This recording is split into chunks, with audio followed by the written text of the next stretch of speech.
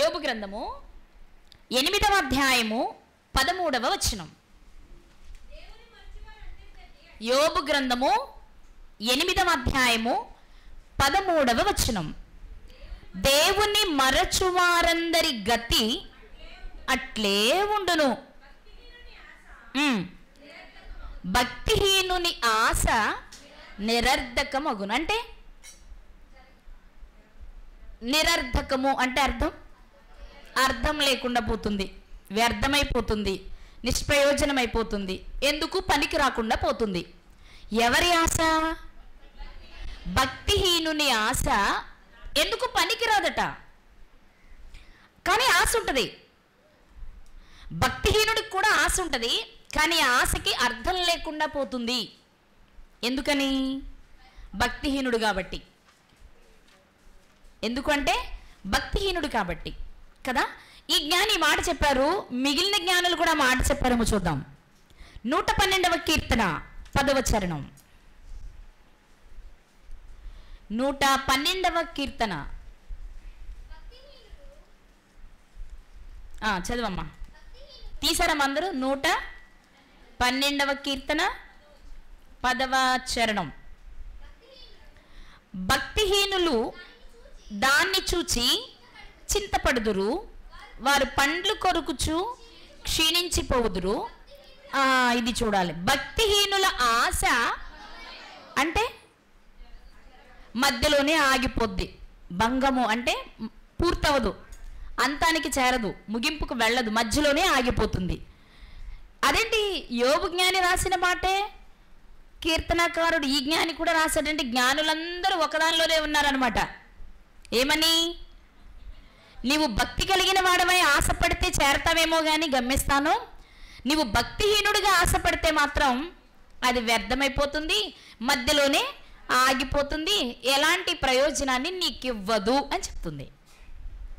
మరో మాట చూద్దాం, మరో జ్ఞాని దగ్గరికి వెళ్దాం. సామెతల గ్రంథము 10వ అధ్యాయము 3వ వచనం. సామెతల గ్రంథము 10వ అధ్యాయము 3వ వచనం. యెహోవా నీతిమంతుని ఆకలి గొననియ్యడు, భక్తిహీనుని ఆశను ఎందుకు భంగం అయిపోతుంది అనుకుంటున్నారు? ఆయనే భంగం చేసేస్తాడు. అంటే ఇప్పుడు మనం ఎవరి దృష్టిలో భక్తి కలిగిన వారిగా ఉండాలి? దేవుని దృష్టిలో కదా. ఇప్పుడు మిమ్మల్ని అడుగుతాను, జ్ఞాని అయిన యోబు గారు చెప్పిన మాట అదే, జ్ఞాని అయిన దావీదు గారు చెప్పిన మాట అదే, జ్ఞాని అయిన సొలొమోను గారు చెప్పిన మాట ఇదే. 3 సాక్ష్యాలు తీసుకున్న తర్వాత మనకు అర్థం కావాల్సింది ఏంటంటే జ్ఞానులందరూ చెప్పేది ఈ మాటే. ఏమని అంటే, నువ్వు భక్తి కలిగిన వాడివై ఆశపడితే ఏదైనా నీకు న్యాయం జరుగుద్దేమో, కానీ నీవు భక్తిహీనుడివై ఆశపడితే మాత్రం అది ఎట్టి పరిస్థితుల్లో నీకు దక్కదు. అంటే ఇక్కడ మనం అర్థం చేసుకోవాల్సింది ఏంటి అంటే, భక్తి కలిగిన వాడికి ఆశ ఉంటుంది, భక్తి లేని వాడికి ఆశ ఉంటుంది. భక్తి కలిగిన వాడు నా ఆశ తీరుతుందని అనుకుంటాడు, భక్తి లేనివాడు నా ఆశ తీరుతుందని అనుకుంటాడు. కానీ వాక్యం చెప్తుంది, నువ్వు భక్తిహీనుడు అయితే తీరదు. నువ్వు అనుకుంటావేమో కానీ తీరాలి నీ కోరిక అంటే దేవుని దృష్టికి నువ్వు భక్తి కలిగిన వాడిగా కనిపించాలి. భక్తిహీనుల ఆశ భంగమైపోతుంది, భక్తిహీనుల ఆశ మధ్యలోనే నిరర్ధకమైపోతుంది అని చెప్పుకొచ్చారు. ఇంతకు అసలు భక్తిహీనులు ఎవరు మరి? వాళ్ళు ఎలా ఉంటారు? వాళ్ళకి 4 చెవులు, 3 కళ్ళు, 7 రెక్కలు, అలా ఏమైనా వెరైటీగా ఉంటారా? భక్తిహీనులు అంటే ఎలా ఉంటారు? భక్తిహీనులు ఎలా ఉంటారు? వాళ్ళు ఎర్రగా ఉంటారా? ఎత్తుగా ఉంటారా? మనలానే ఉంటారా? వాళ్ళేం ప్రత్యేకంగా కనబడరా? కనబడతారు. ఎందుకు కనబడరు? ఆ కళ, ఆ జీవం, మనస్సులో నిండిన ఆనందం ముఖంలో తప్పకుండా కనబడద్ది. కాకపోతే మనం గుర్తుపట్టాలంటే ముందు మనకు ఉండాలిగా, అది విషయం. ఇప్పుడు ఆలోచించేద్దాం, భక్తిహీనుడు అంటే ఎవరు? భక్తిహీనుడు భక్తి లేనివాడు. విషయం చెప్పనా? అసలు భక్తి లేనివాడు బెటరే. భక్తిహీనుడు అంటే నేను భక్తిపరుణ్ణి అని ముసిగేసుకునేవాడు. బాలేదానివి, సండే నేనే ప్రార్థన చేసేది తెలుసా? ఒకవేళ కొంచెం లేట్ అయినా మొదటి పాట నాదే తెలుసా, కొంచెం లేట్ అయినా ముగింపు ప్రార్థన నాదే తెలుసా అంటే ఏదో రకంగా వెళ్తారని చెప్పడం. వెళ్ళేది నేనే. బాలేదానివే. మా చర్చిలో పెద్ద పెద్ద ఉద్యోగస్తులు ఉన్నారు. కానీ దశమ భాగం మొట్టమొదటి మా అయ్యగారి చేతులు పడేది ఎవరిదో తెలుసా? నాదే. అందరూ పిచ్చి పిచ్చి రంగులతో వస్తారు. నేను చక్కని తెల్లని వస్త్రాలతో ప్రశాంతంగా వెళ్తాను. నేను తెలుసా నేనెవరిని? భక్తి పరుడను. కానీ బైబిల్ చెప్తుంది భక్తిహీనుని గూర్చి. అంటే భక్తి కలిగిన వాడనే అనుకుంటూ భక్తికున్న శక్తిని ఆశ్రయించలేని వాడు భక్తిహీనుడు. నిజంగా భక్తి ఉంటే, ఏ దేవుణ్ణి నువ్వు ఆశ్రయించావో ఆ దేవుని మీద నీకు నమ్మకం ఉంటే నువ్వేం చేస్తావంటే, ఆయన ఏదైనా చేస్తాడండి. ఆయనకు అసాధ్యమైనది ఏది లేదు. ఆయన నా పక్షాన ఉండగా నాకు విరోధి లేడు అనగలిగి తమ క్రియల్లో చూపించేవాడు భక్తిపరుడు. నేను ప్రార్థన చేసుకుంటానండి, దేవుడు వింటాడనే అనుకుంటున్నానండి. చూడాలి ఏం చేస్తాడు, విన్నాడో లేదో చూడాలి. అది భక్తా? చెప్పండి, అది భక్తా? భక్తి అయితే ఏం చేస్తావు? ఆయనకు అప్పచెప్పేస్తానండి, ఏదైనా పర్వాలేదు. అది కదా హనన్య మిషాల్ అజరే గారు చెప్పింది ఏంటి? మా దేవుడు వేడిమి గల ఈ అగ్నిగుండము నుండి రక్షించ సమర్థుడు, ఒకవేళ రక్షించకపోయినా. ఎందుకంటే మరి ఆయన ఏమనుకుంటున్నాడు మాకు తెలియదుగా. అగ్ని గుండంలో పడేసిన తర్వాత మమ్మల్ని రక్షించి తన గొప్పతనాన్ని చాటుకోవాలనుకుంటున్నాడు, పడక మునిపే మమ్మల్ని తప్పించాలనుకుంటున్నాడు. అది మాకు తెలియని విషయం. కానీ ఆయన ఏదైనా చేయగలిగిన సమర్థుడు, ఆయన ఏం చేసినా మాకు ఇష్టమే అన్నారే, అది భక్తి. మనకు అది ఉండదు. నా కొరకు ప్రార్థించేయండి, నా కొరకు ప్రార్థించేయండి, నా కొరకు ప్రార్థించేయండి, నా కొరకు ప్రార్థించేయండి. మరి ఇంతమంది చేసింది నమ్ముతున్నామా అంటే ఎక్కడో చెప్పండి, చిన్న సూది మనంత సందేహమే. పెద్ద అనుమానమే కదండి, చిన్న అనుమానం ఎక్కడో. కానీ ఆ చిన్న అనుమానమే మొత్తం 99% కొట్టేస్తుంది. అదే నిలబడుతుంది. ఆ అవిశ్వాసమే నిలబడిపోతూ ఉంటుంది. అందుకే ఈరోజు దేవుడు మనతో మాట్లాడుతూ తెలుపుతున్న విషయం ఏంటంటే, భక్తిహీనుడు అంటే ఎవరు అంటే, భక్తి ఉంది అన్న తర్వాత ఎవరిపైన భక్తిని కనుపరుస్తున్నాడో ఆయన మీద పూర్తి విశ్వాసాన్ని కనపరచాలి. భక్తి ఉండి భక్తికి ఒక శక్తి ఉందని తెలిసి ఆ శక్తిని ఆశ్రయించలేకపోతే, ఆయన చేయగలడని నీవు నమ్మలేకపోతే, నీకెంత భక్తి ఉన్నా చెప్పండి నిరర్ధకం, లేక వ్యర్థం, లేక ఫలితం లేదు అని చెప్తుంది బైబిల్. అలాగే బైబిల్ గ్రంథంలో మనందరికీ తెలిసిన విషయం భక్తి అంటే, యాకోబు గారు రాసిన పత్రిక 1వ అధ్యాయము 26, 27 వచనాలు చాలాసార్లు మాట్లాడుకున్న విషయాలు. ఎవడైనా అంటే ఉన్నోడైనా, లేనోడైనా, చదువున్నోడైనా, చదువు లేనోడైనా, పొట్టోడైనా, పొడుగోడైనా, అంతేనా, సన్నగున్నా, లావుగున్నా, ఎర్రగున్నా, అమ్మాయి అయినా, అబ్బాయి అయినా, ఇవి ఎవరైనా కావచ్చు.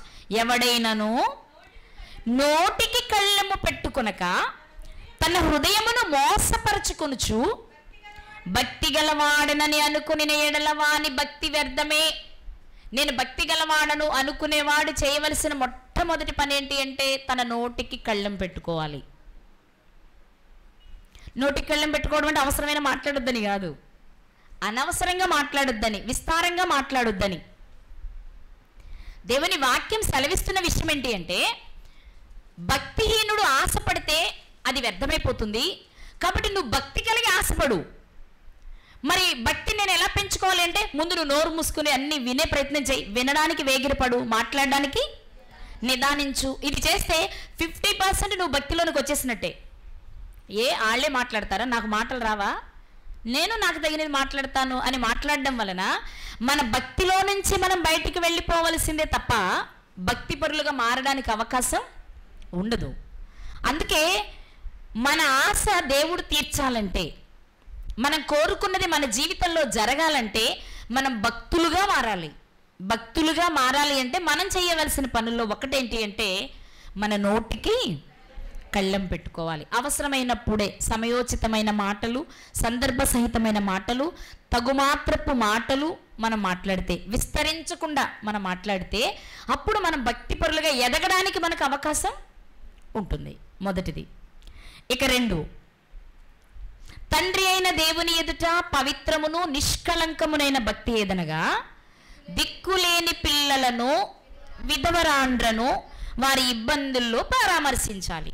మనకు భక్తి ఉంది, నీకెలా సహాయం చేస్తాను, నేను దేవునికి అయితే చేస్తాను. నిజమే కదా. ఈరోజు మన 100% మందిని చూస్తాం, చర్చికి వెళ్ళి కానుకలు ఇస్తారు, వేలకు వేలు, గుడులకు వెళ్ళి కానుకలు వేస్తారు, లక్షలకు లక్షల హుండీల్లో. కానీ తమ కళ్ళ ముందే బాధపడుతున్న పేదవారికి 10 రూపాయలు ఇవ్వడానికి ఇష్టపడం.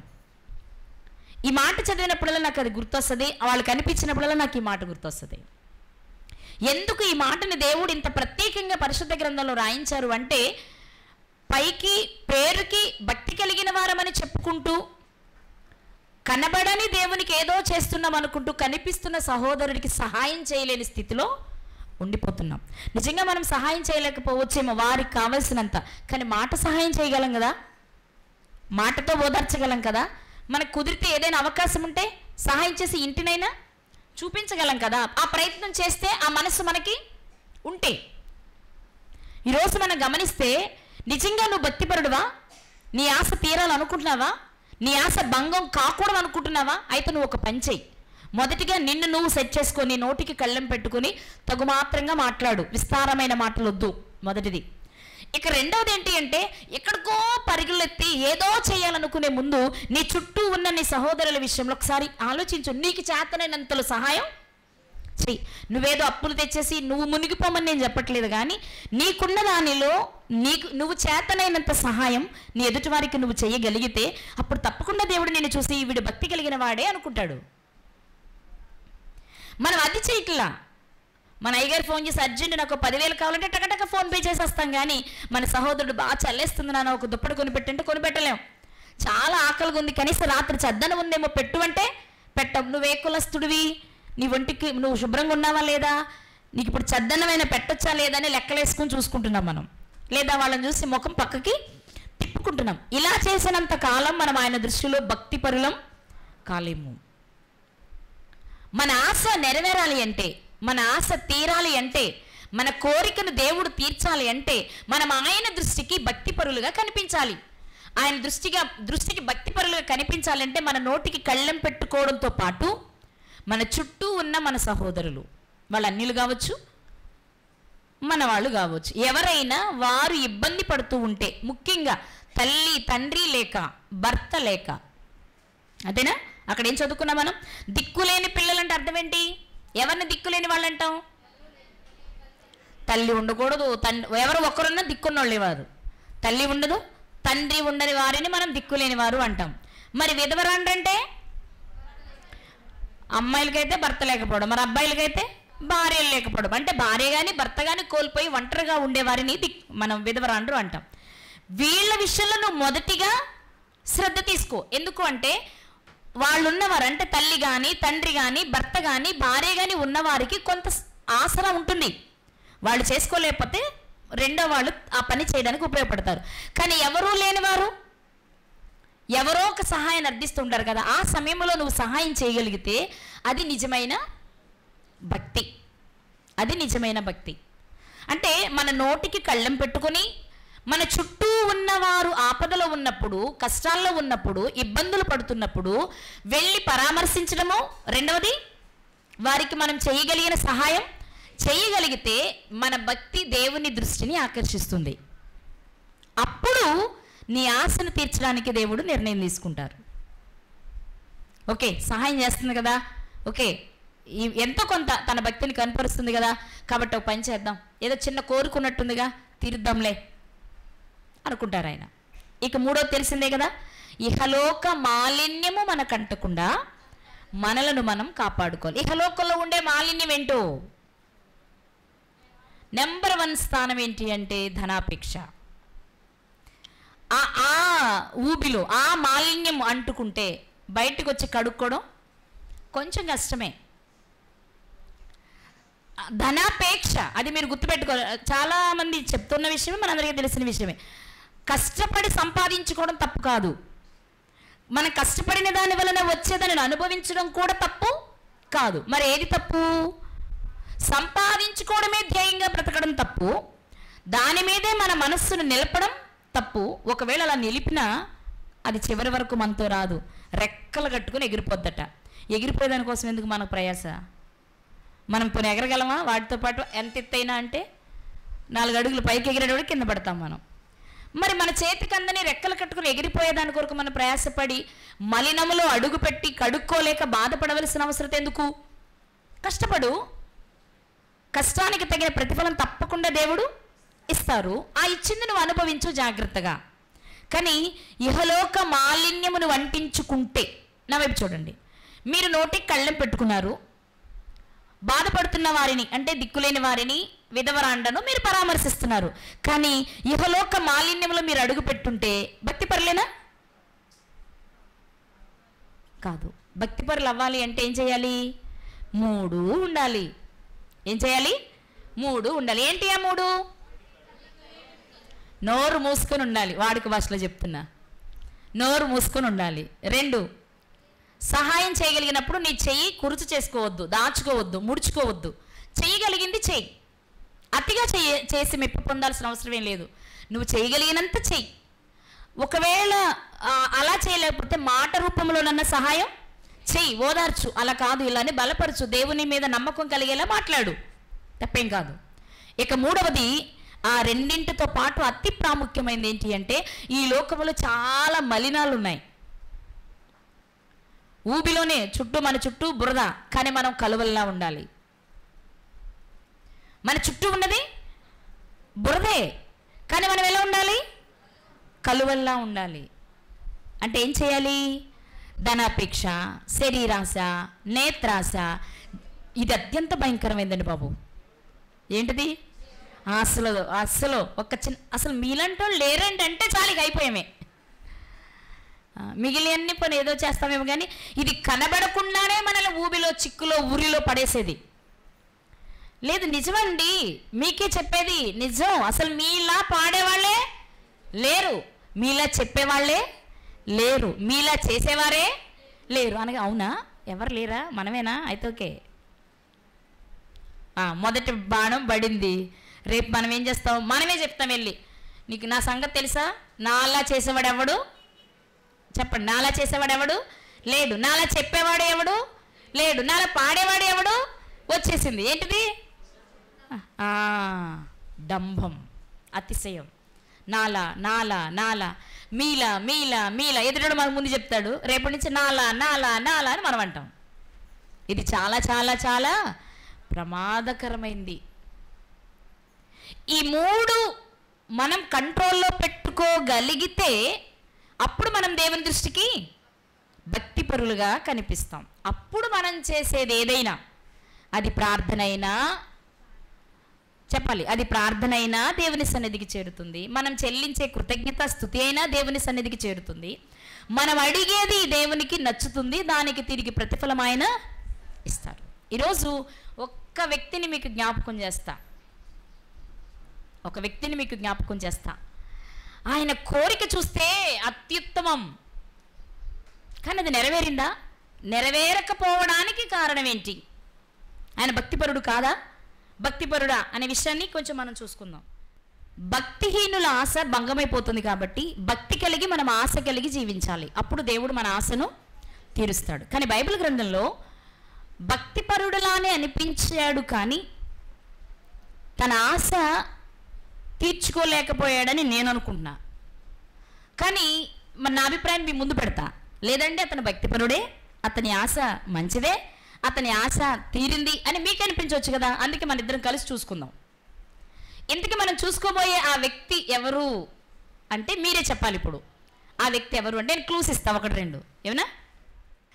ఎవరు వాళ్ళు అంటే 24,000 మంది అతని సలహా వలన చనిపోయారు. 24,000 మంది అతని ఒక్క సలహా వలన చనిపోయారు. ఎవరా వ్యక్తి? కొందరు చెప్పారు అవునో కాదో రెండోది పోల్చుకుందాం. మనము ఒక ప్రార్థన నేర్చుకున్నాం ఈ మధ్యకాలంలో, నేను కూడా చేస్తా. ఆ ప్రార్థనలో ప్రాముఖ్యమైనవి 2 విషయాలు. ఒకటి, అడిగినవన్నీ పొందుకున్నామని నమ్ముతున్నాము నాయన అంటాం. కృతజ్ఞతాస్తుతి చెల్లిస్తాం కదా. మరి రెండోది రైట్, నీతిమంతుల మరణము వంటి మరణము నాకు దయచేయి అంటాం కదా. ఆ మాట ఎక్కడది చెప్పాలి, ఆ మాట ఎక్కడది? కొంచెం అందిస్తున్నారు కదా, మీరు కూడా లాక్కోవచ్చు. కాపీ కొట్టడం కూడా రాదు మీకు? నేను రిఫరెన్స్ అడగలేదు. ఎవరు? బిలాము గారు కదా. నిజంగా ఆయన భక్తిపరుడా కాదా? ఎలా చెప్తాం? ఆయన ప్రవక్త కదా. ఆయన ప్రవక్త కాదా? ప్రవక్తలు కూడా భక్తిహీనులుగా ఉంటారా? ప్రవక్తలే భక్తిహీనులు అయితే ఇంక మనం ఏంటండి, మనం ఏమన్నా ఇష్టం వచ్చినట్టు బ్రతకొచ్చు, మనకు పరలోకం లేదుగా. ప్రవక్తలు, యాజకులు, దైవజనులు, బోధకులు వీళ్ళే భక్తిహీనులైతే సామాన్యులు మన పరిస్థితి ఏముంది కదా అనిపిస్తుంది మనకి. కానీ మీకు విషయం తెలుసా, బైబిల్ గ్రంథంలో అబద్ధ బోధకులు ఉన్నారు, దొంగ బోధకులు ఉన్నారు. ఈయనను అబద్ధ బోధకుడు అనలేము, దొంగ బోధకుడు అనలేము, మంచి బోధకుడు అని కూడా అనలేము, అంటే మంచి ప్రవక్త అని కూడా అనలేము. అదేంటో వెరైటీగా ఉంటుంది ఆయన జీవితం కదా. నాకు అనిపించింది అందుకేనేమో ఎవరి జీవితంలో జరగని ఆ మహా అద్భుతం ఆయన జీవితంలో జరిగింది. ఏంటది? మరి గాడిదలు మాట్లాడుకుంటాయేమో, మనుషులు మాట్లాడుకుంటారేమో, కానీ గాడిద మనిషితో మాట్లాడిన చరిత్ర ఈందే. ఎందుకయ్యా అంటే, నా ఊరికి ఫన్నీగా చెప్తా, ఎందుకయ్యా అంటే ఆయన ఆ లిస్టులో వెయ్యాలో ఈ లిస్టులో వెయ్యాలో మనకే కాదు ఆయనకు కూడా కన్ఫ్యూజ్ అయ్యాడేమో. కానీ మిమ్మల్ని అడుగుతాను, ఆయన ఎవరికి ప్రవక్త చెప్పాలి? ఆయన ఎవరికి ప్రవక్త? ప్రవక్త కూడా తప్పిపోతాడా? ఈరోజు ఈ పర్టికులర్ టాపిక్ ద్వారా మనం నేర్చుకోవాలి అని నేను ఆశిస్తున్నది ఏంటి అంటే, మనం చేసే ప్రార్థన ఆయనకి నచ్చాలి అంటే, మనం అడిగేవి నిజంగా పొందాలి అంటే, నేను నేర్పాను కాబట్టి మీరు పెదవులతో అడిగితే జరిగిపోదు. అది మీరు కూడా హృదయపూర్వకంగా అడగగలగాలి ఆయన్ని. ఏదో ఆ రత్నాంటి నేర్పించింది, యేసుక్రీస్తు వారు లాజర్ గారిని లేపేటప్పుడు చెప్పారండి మాట, మీరు ఈయన లేపుతున్నందుకే మీకు కృతజ్ఞత అని, కాబట్టి అడిగినవన్నీ పొందుకున్నామని నమ్మమని రాయబడింది, కాబట్టి చేస్తున్నామని చేస్తే ఫలితాన్ని మనం చూడలేం. అలాగే నీతిమంతుల మరణము వంటి మరణమును దయచేయని అడిగేటప్పుడు మనం నీతిమంతులుగా ఉన్నామో లేదో చూసుకోవద్దా? మన నీతి దేవుని దృష్టికి ఎలా ఉంది? మురికి గుడ్డలా ఉందా, ఉతికిన గుడ్డలా ఉందా చూసుకోవద్దా? మరి అవి చూసుకోకుండా నేర్పాను కదా అని చేసేయడం వలన ఎలాంటి ప్రయోజనం ఉండదు. అందుకే ఈరోజు మీతో బిలాము గారిని గురించి కొన్ని విషయాలు మాట్లాడాలనుకుంటా. నేను బిలాము గారి గురించి తెలియని వాళ్ళు ఎవరన్నా ఉన్నారు తెలియని వాళ్ళు మీలో? బిలాము గారి గురించి ఎవరుండ్రు? ఇంకా ఆటి మాట్లాడితే మీరే చెప్తారు, నేను వినాలి. ఇప్పుడు అన్ని విషయాలు తెలుసు మీకు ఆయన గురించి, అందుకోసం మాట్లాడుతున్నా. కానీ ఆలోచన చేద్దాం కదా, నిజంగా బిలాము గారు అడిగిన ఒక శ్రేష్టమైన మాట ఏంటంటే, చూద్దాం ఆ మాట. సంఖ్యాకాండము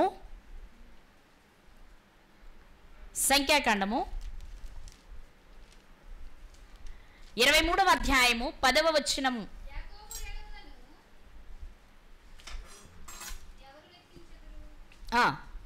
సంఖ్యాకాండము 23వ అధ్యాయము 10వ వచనం. యాకోబు రేణువులను ఎవరు లెక్కించదరంటే, యాకోబు అంటే ఇశ్రాయేలీలు, ఇశ్రాయేలీల సంతానము ఇసుక రేణువుల వల్లే ఉంది కదా, వాటిని లెక్కించలేం. మనం గుప్పుడు తీసుకుంటే ఎన్ని లెక్క పెట్టగలం? కొంచెం లెక్క పెట్టగానే బాగానే ఉండుంటేలే, చాలా ఉండుంటేలే అనిపిస్తుంది మనకి.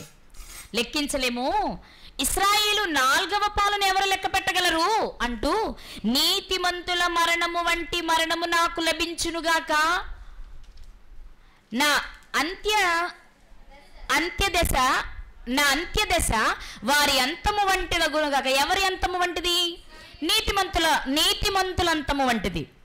నీతిమంతుల మరణము వంటి మరణం నాకు కావాలి. నా చివరి దశ కూడా నీతిమంతులు ఎలా గడిపి మరణించారో నాది అలా ఉండాలి అని కోరుకుంటున్నాడు ఈయన కదా. కోరికైతే కోరుకున్నాడులే, కానీ ఆ కోరిక తీరిందా? ఎందుకు తీరలేదు? అతను సామాన్యుడు కాదే, చాలా గొప్పవాడు తెలుసా బిలాము గారు చాలా గొప్పవాడు. అందుకే ఆ ప్రాంత వాస్తవానికి చెప్పాలంటే ఆ ప్రాంతంలో చాలామంది ప్రవక్తలు ఉన్నా బాలాకు రాసి బిలాము గారిని పిలిపించుకోవడానికి కారణం ఏంటి? ఇప్పుడు బాలాకు చాలా భయంగా ఉన్నాడు. ఏంటి ఆయన భయం? ఇశ్రాయేలీలు మిడతల దండులా విస్తరించున్నారు మోయాబు మైదానం అంతా. వాళ్ళని చూడగానే భయం వేసింది ఆయనకి. భయం వేయగానే చెప్పిన మాట ఏంటి? ఎవరు నా ముందు నుంచి వీళ్ళని తప్పించగలరో వాళ్ళని పిలుచుకురమ్మన్నాడు.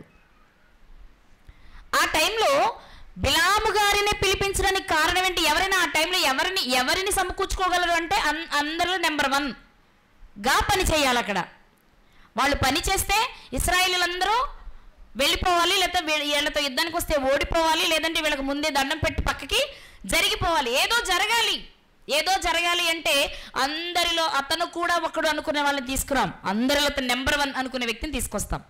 నాకు ఇంటెడు బంగారాన్ని ఇచ్చినా ఏం లాభం అన్నాడు ఆయన. అంటే నువ్వెంతైనా కోరుకో ఇస్తా, కానీ నువ్వేం చేయాలి? ఇశ్రాయేలీల్ని అక్కడి నుంచి పంపించేయాలి, నా మీదకి రాకుండా. ఇది ఆయన ఉద్దేశం, ఆయన కోరిక. అంటే ఇక్కడ మనం ఒక్కటి ఆలోచించవచ్చు, బాలాకు రాజు బిలామునే పిలిపించాడు అంటే ఆ కాలంలో ఆ ప్రదేశంలో ఉన్న అత్యంత గొప్ప వ్యక్తులలో తానొకడు, లేకపోతే అతనే మొదటివాడు. ఎవరు? బిలాము గారు కదా. అలాంటి గొప్ప వ్యక్తిని పిలిపించుకున్నాడు అంటే అతను చాలా గొప్పవాడే. ఒక మాట చెప్పాలి అంటే చాలామందికి ఈ విషయంలో కన్ఫ్యూజన్ ఉంది. ఈయన ఎవరికి ప్రవక్త అని, యెహోవాకి ప్రవక్త లేకపోతే ఏంటి అని ఒక ఉంది కదా. నేను స్టడీ చేశాను, మీరు కూడా తర్వాత చేయండి. నాకు అనిపించిన ఒక మాట చెప్తాను, ఒకసారి చూడండి. యెహోషువ గ్రంథము 13వ అధ్యాయము, యెహోషువ గ్రంథము 13వ అధ్యాయము 22వ వచనం.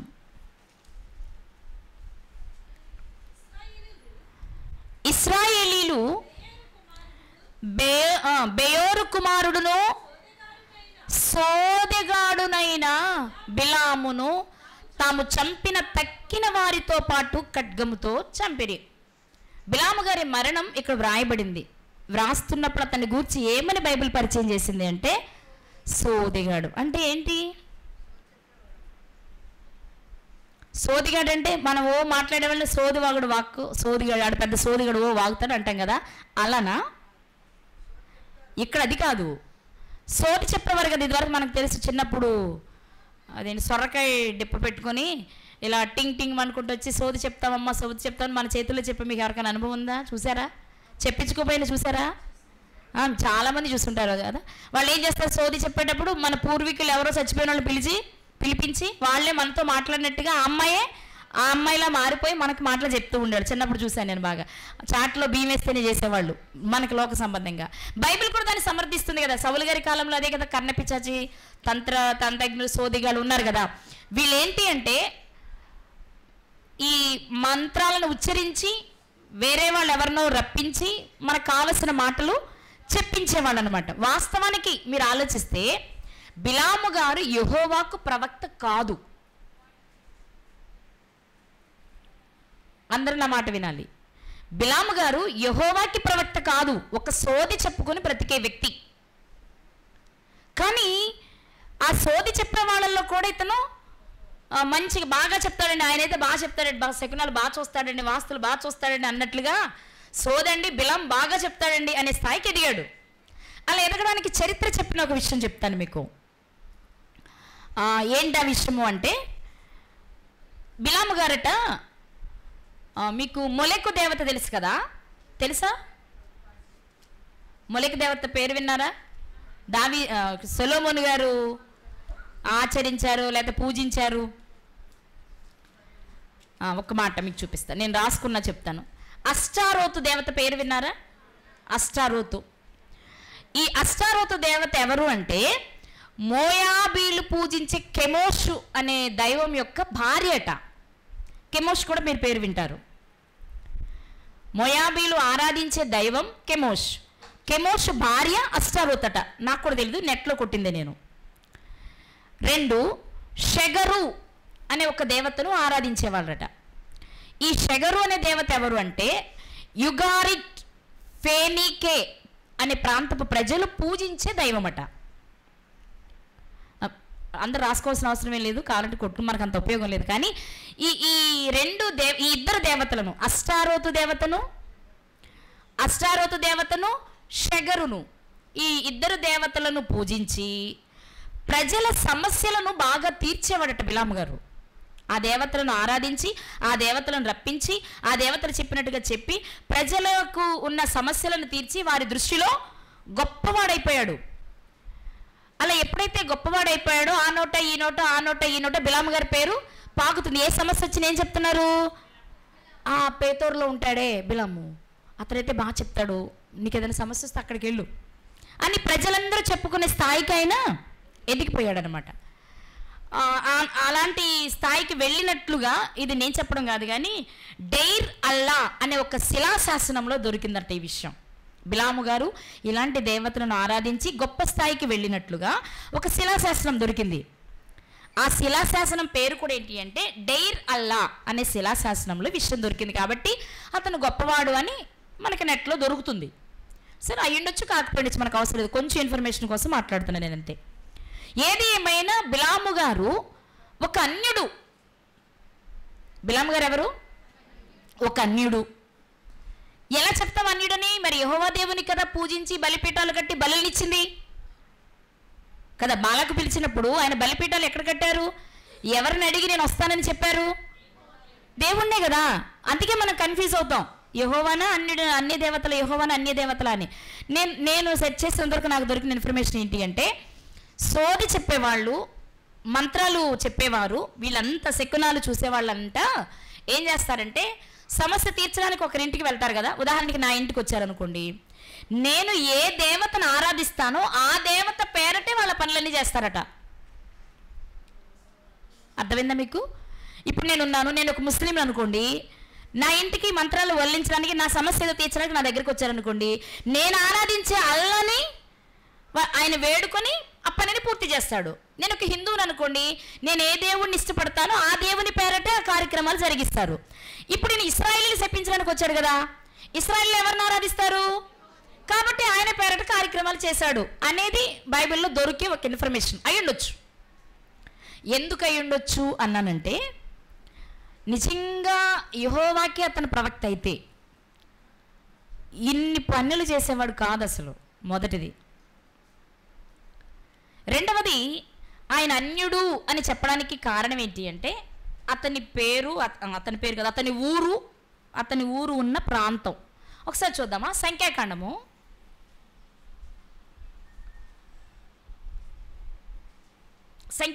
22వ అధ్యాయము 5వ వచనం. అతని ఊరు పేరు మనకు కనిపిస్తుంది. సంఖ్యాకాండం 22వ అధ్యాయము 5వ వచనంలో, కాబట్టి అతడు బెయోరు కుమారుడైన బిలామును పిలుచుటకు అతని జనుల దేశమందలి నది యొద్దనున్న పెతోరుకు దూతలను ఈ వర్తమానం పంపించాడు. బాలాకు గారు వర్తమానం పంపిస్తున్నారు బిలాం గారి దగ్గరికి. ఇంతకీ బిలాం గారు ఎక్కడున్నారు?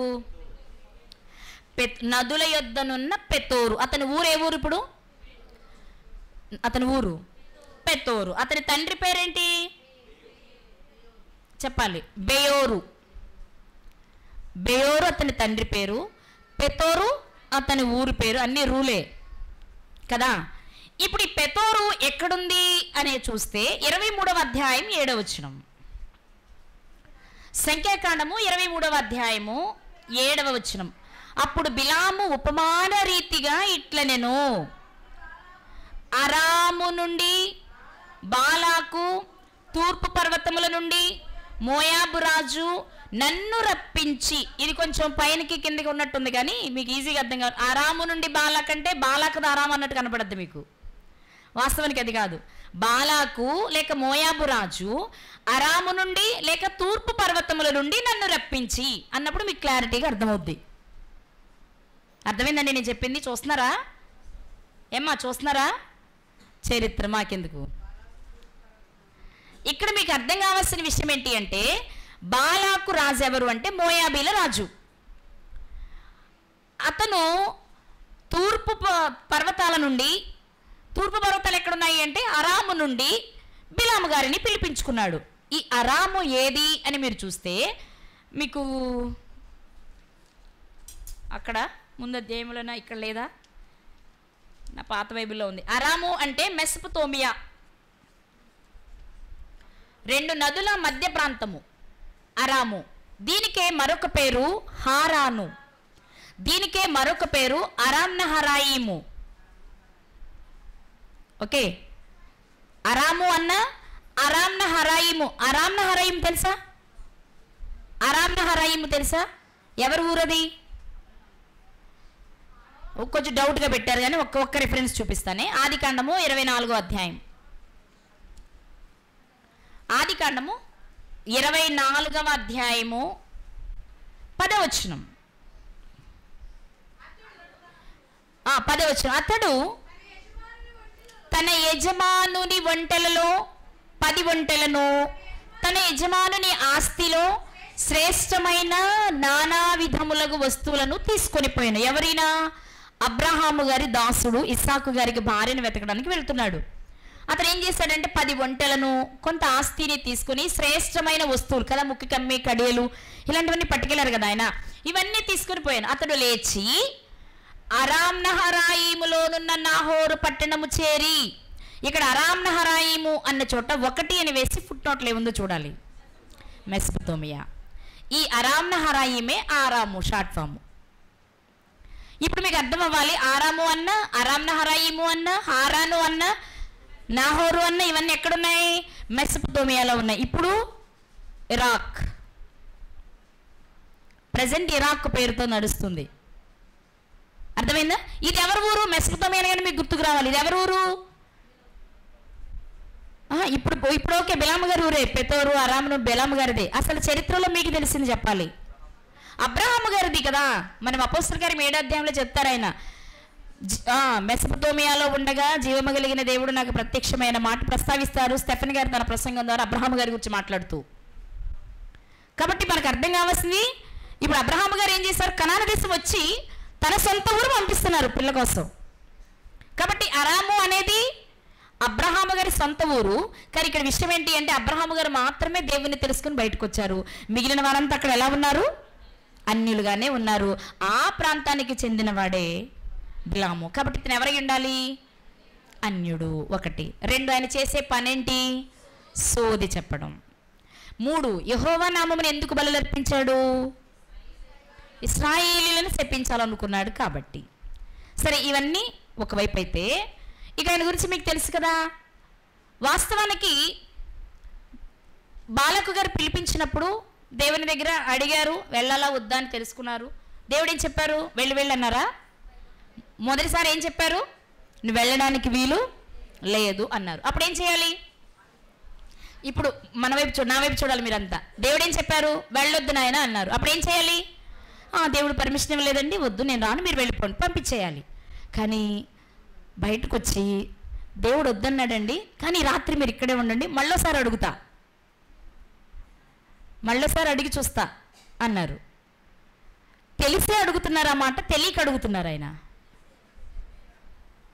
ఇప్పుడు దేవుడు ఒక మాట చెప్పారంటే దేవుడు చూద్దాం అసలు మళ్ళీ ఇంకోసారి అడుగుతాడో లేదో బిలం అని చెప్పుంటారా అసలు ముందు? ఆయన అభిప్రాయం అదేనా? ఆయన అభిప్రాయం అదే, వద్దనే. కానీ వద్దు అనగానే వినేలా లేరు ఆయన. ఎందుకు లేరు? ఎందుకు లేరు? బాలాకు కబురు పెట్టిన కబుర్లో కానుకలు తారస్థాయిలో ఉన్నాయి. అమ్మో, మళ్ళీ ఇలాంటి ఆఫరు రాదేమో, అనవసరంగా పోగొట్టుకోవడం ఎందుకు? ఇప్పుడు ఒక్కసారి నేను కాదని పంపించేస్తే ఇంకొకరిని వెతుక్కుంటాడు. మరి సోదరులు చాలామంది ఉన్నారుగా. బాలకి ఇంకొకరిని వెతుక్కుంటే చేతి దగ్గరికి వచ్చిన అవకాశాన్ని నేను ఏం చేసుకున్నట్టు? చేజార్చుకున్నట్టు కదా. కాబట్టి ఇప్పుడు నేను ఏం చేయాలి?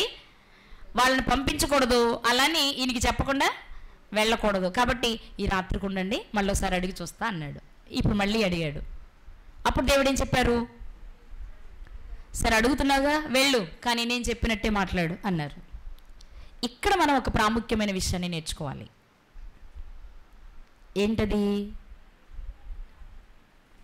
మనం దేవుని చిత్తానికి అప్పగించిన తర్వాత మళ్ళీ రెండోసారి అడుగుతా, మూడోసారి అడిగి కొట్టేస్తా అని వేలం పాటేసినట్టు ఉండకూడదు దేవుని దగ్గర. మనం నిజంగా దేవుని చిత్తానికి మనం అప్పగించుకుంటే మొదటిసారి దేవుడు ఏది చెప్పారో ఇంకంతే. ఇంక మళ్ళీ దానిలో రెండోసారి, మూడోసారి, నాలుగోసారి చిన్నపిల్లలతో తీపిస్తా, పెద్దలతో తీపిస్తా, వాగ్దానం కార్డులు అన్నట్టు ఉండకూడదు.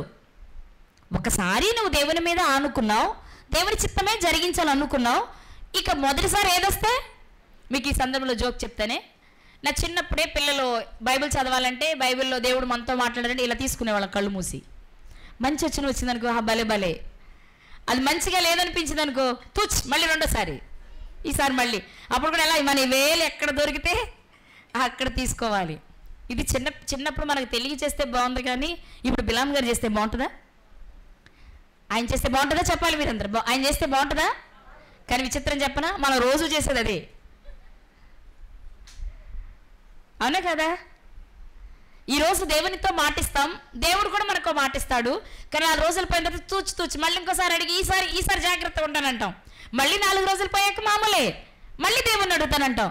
ఆయనేమో మనకు తప్పులాగా అనిపిస్తుంది, కానీ ఆయన ఒకసారే చేసాడు. మనం రుజువు చేస్తున్న మన మాత్రం మనకు తప్పులాగా అనిపించి. ఇది మన ప్రత్యేకత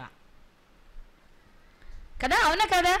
కానీ ఈరోజు మనం నేర్చుకోవాల్సింది ఏంటంటే, బిలాము గారు గాడిద మాట్లాడింది, డబ్బులు, ఇదొక్కటే కాదు, అతనిలోని మరికొన్ని విషయాలు మీరు ఆలోచిస్తారని నేను ఈ టాపిక్ నేర్చుకోవడం జరిగింది. ఈరోజు మనం నేర్చుకోవాల్సిన విషయం ఏంటి అంటే, నిజంగా నీవు మనఃపూర్వకంగా దేవుని చిత్తానికి అప్పగిస్తే, ఒక్కసారే ఆయన ఏడిస్తే అది మాటి మాటికి చేయడం వల్ల ఏం జరుగుద్ది? నీ ఇష్టమేంటో చెప్తారు కానీ ఆయన ఇష్టమే నెరవేర్చుకుంటారు. ఇప్పుడు బిలాం గారికి వెళ్ళాలనుంది, దేవునికి పంపాలని లేదు, మొదటే చెప్పేశారని అయిపోయింది. వదిలేస్తే బాగుండేది, కానీ నేనేం చేశారు? మళ్ళీ అడిగినప్పుడు ఏం చేశారు దేవుడు? సరే అడుగుతున్నావు గొప్ప ఎల్లు అన్నారు, కానీ నువ్వేం చేయాలి? నేను చెప్పిందే చెయ్యాలన్నారు అని అన్నీ. ఇప్పుడు అక్కడికి వెళ్ళి చెప్పే వరకు ఏమైనా ఆగారా? ఆయన మాత్రం మధ్యలోనే దేవదూతను పంపించారు, ఖడ్గం పెట్టించుకున్నారు, గాడిదకి అడ్డంగా నిలబెట్టేశారు. ఎన్నెందుకు మరి? వెళ్ళమన్నారు ఆయనే. మామూలుగా మనం ఆలోచిస్తే ఆయనే వెళ్ళమని ఇవన్నీ చేస్తున్నారేంటి అనిపిస్తుంది. ఈ లోపే చాలా జరుగుంటాయి. ఆయన ఎన్నిసార్లు బ్రతిమలాడితే తప్పదని వెళ్ళమని ఉంటారు. వెళ్ళమన్నా అక్కడికి వెళ్ళి మాట్లాడే వరకు కాకుండా మధ్యలో ఎందుకు అడ్డగించుంటారు అంటే చాలా చేసి ఉంటారు చిత్రాలు. మనకి రాయబడకపోయినా చాలా జరుగుండొచ్చు అనమాట. కాబట్టి మొదటిగా మనం నేర్చుకోవాల్సింది ఏంటి అంటే, నీ ఇష్టానుసారంగా చేయాలనుకుంటే చేసుకో, దానివల్ల లాభం వచ్చినా నష్టం వచ్చినా కష్టం వచ్చినా నువ్వే భరిస్తావు. కానీ ఒకసారి దేవుని చిత్తం దగ్గరికి వెళ్ళి దేవుని చిత్తం ఏంటో తెలుసుకొని మళ్ళీ తర్వాత రెండోసారి ఆయన ఏం చెప్తాడో చూద్దాం. మూడోసారి ఆయన మనలాగా పెద్దాక మాట తప్పైంది కాదు. ఆయన ఒకసారి మాటిస్తే ఆయన ఏమైనా మన గురించి ఈ రాత్రి ఆలోచించి ఏది బెటరో చూసుకొని రేపు మా వాళ్ళని సంప్రదించి చెప్తానంటారేంటి? ఆయనకి అవసరం ఉందంటారా? అది మనకు అవసరం. మన నిర్ణయం తీసుకున్నా ఏమో మా ఆవిడ ఏమంటాడో, మా ఆయన ఏమంటాడో, మా పెద్దోడు ఏమంటాడో, మా చిన్నోడు ఏమంటాడో, ఇవి మనకి ఆయనకి అవసరం లేదు. ఆయన ఒకేసారి తన నిర్ణయాన్ని చెప్పగలరు, కానీ ఆ నిర్ణయం మనకి నచ్చగా మనం ఇంకోసారి అడిగి చూద్దాం.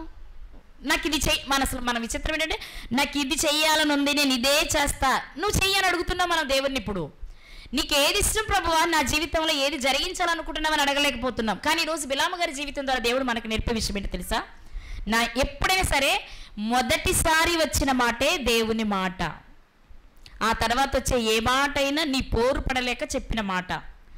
నీ పోరు పడలేక చెప్పిన మాట నెరవేరుతుందని మాత్రం అనుకోవద్దు. అది నీ పోరుతో వచ్చింది కానీ ఆయన ఇష్టంతో వచ్చింది కాదు. ఇది ఖచ్చితంగా ప్రతి ఒక్కరూ నేర్చుకోవాల్సిన విషయం. అది మంచా చెడా, నష్టమా కష్టమా, వ్యాధ బాధ, రోగమా, కడకు మరణమా, ఏదైనా కావచ్చు. కానీ ఒకసారి ఆయన మన జీవితంలోకి అనుమతించిన దానిని ప్రేమతో మనం దాన్ని స్వీకరించడమే తప్ప, ఇంకోసారి అడుగు చూద్దాం కొంచెం ఏమైనా తగ్గుద్దేమో, ఇంకొకసారి ట్రై చేద్దాం అనేది కూరగాయల బేరం కాదు. అది గుర్తుపెట్టుకోవాలి మనం ఈ విషయాన్ని. రైట్. ఇప్పుడు ఆయన ఏం చేశారు? ధనాపేక్షపరుడై, అంతేనా? చెప్పరేంటండి? ధనాపేక్షపరుడై ఎప్పటికంటే ఎక్కువ లాభం వస్తుందన్న ఒక దురాశతో తిన్నని మార్గాన్ని విడిచి దేవుని పిల్లలను శపించడానికి వెళ్ళాడు. మీకు తెలిసినప్పుడు నేను ఆ వచనాలు చూపించను, కానీ మీరు ఒకటి ఆలోచించండి. దేవుని పిల్లలను శపించడానికి వెళ్ళిన తాను తన నోటి నుండి ఏం రావాలి? శాపాలే రావాలి కదా. మరి వచ్చాయా? విచిత్రం చెప్పనా, ఆయన శాపాలే పలికాడు, మధ్యలో దేవుడు దాన్ని దీవెనగా మార్చాడు. ఇక్కడ మనం నేర్చుకోవాల్సిన రెండవ ప్రాముఖ్యమైన విషయం ఏంటి అంటే, నీ శత్రువు లేక నువ్వంటే నచ్చనివాడు, నువ్వంటే గిట్టనివాడు నిన్ను శపించవచ్చు, నిన్ను దూషించవచ్చు, నిన్ను ఏదైనా చేయొచ్చు. అంత మాత్రాన నువ్వు భయపడిపోవలసిన అవసరం ఏం లేదు. ఎందుకంటే ఒకవేళ అతడు గిట్టగా నిన్ను శపిస్తే ఆ శాపం నీకేమి, ఎందుకని?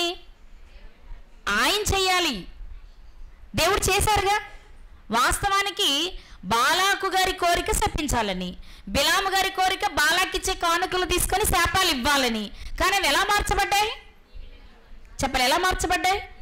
దీవెనలుగా మార్చబడ్డాయి. ఇక్కడ మనం గుర్తించాల్సింది ఏంటంటే, మనం మాట్లాడే మాట, మనం చేసే పని మనుషులుగా కొందరికి నచ్చకపోవచ్చేమో, కానీ నిన్ను కన్న తండ్రి దృష్టికి అది నచ్చితే బయట వారు నిన్ను ఎంత బాధ పెట్టినా అవి ఏవీ నీకు తగలవు. ఆయన నిన్ను ఆశీర్వదించాలనుకుంటే ఆయన ఆశీర్వాదమే నీకు లభిస్తుంది.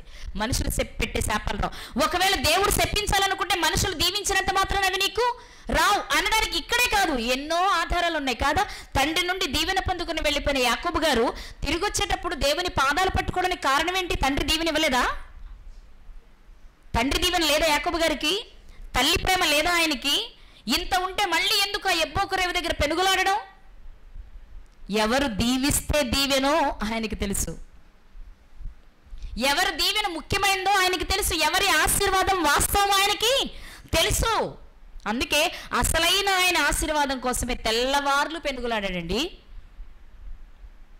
ఈరోజు ఇక్కడికి చేరిన మనం గుర్తుపెట్టుకోవలసిన విషయం, నిన్ను అంటే పెద్దోళ్ళు దీవించొద్దని కాదు, దీవించే పెద్దోళ్ళు నేను ఇది అంటున్నానని కాదు, పెద్దోళ్ళ దీవెన పొందకుండా మిమ్మల్ని ఉండమని కాదు, కానీ పెద్దవాళ్ళ దీవెన కంటే నిన్ను ఆశీర్వదించవలసిన ఆయన ఆశీర్వాదం చాలా ప్రాముఖ్యమైంది. ఆయన దృష్టికి నచ్చే పని చేయాలి. కానీ మనం మనుషుల కోసమో, మనుషులు చూస్తున్నారనో, మనుషుల మెప్పు కోసమో మనం చేస్తే అది మనకు ఆశీర్వాదంగా ఉంటుంది అనేది భ్రమ. అలాని దేవునికి నచ్చేది మనుషులకు నచ్చొచ్చు, నచ్చకపోవచ్చు. నచ్చనప్పుడు నేను ఎన్నైనా అనొచ్చేమో, అందుకోసం నువ్వు బాధపడవలసిన అవసరతే. నువ్వు నమ్మిన దేవుడు నిజం, కానీ నువ్వు నమ్మిన విధానం ఎలాంటిదో నువ్వు చూసుకో అంతే. నువ్వు ఆ స్థాయిలో నమ్మకపోతే, సంపూర్ణ విశ్వాసం నేను లేకపోతే అది నీ జీవితంలో సరిగా జరగకపోవచ్చేమో, కానీ నీకు వాగ్దానం చేసిన దేవుడు మాత్రం నమ్మదగిన వాడు, మాట తప్పేవారు కాదు. అలాంటి ఆయన కలిగి ఉన్నాం మనం. ఈరోజు బిలాము గారి జీవితంలో మనం ఆలోచిస్తే చాలా పరిగెత్తాడు. దేనికి? ఎలాంటి డబ్బు కోసం చెప్పండి? దుర్నీతి వలన కలుగు బహుమానం. ఏంటో తట్టుపడుతుందో తీపిస్తాను చూడండి బాబాయ్, మీకు ఇవన్నీ తెలుసని నేను విషయం మాత్రమే మాట్లాడుతున్నాను.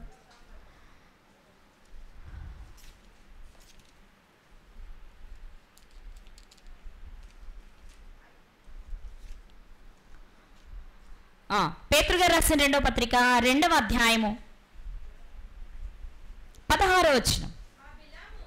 ఆ బిలాము ఏ నీతి వలన?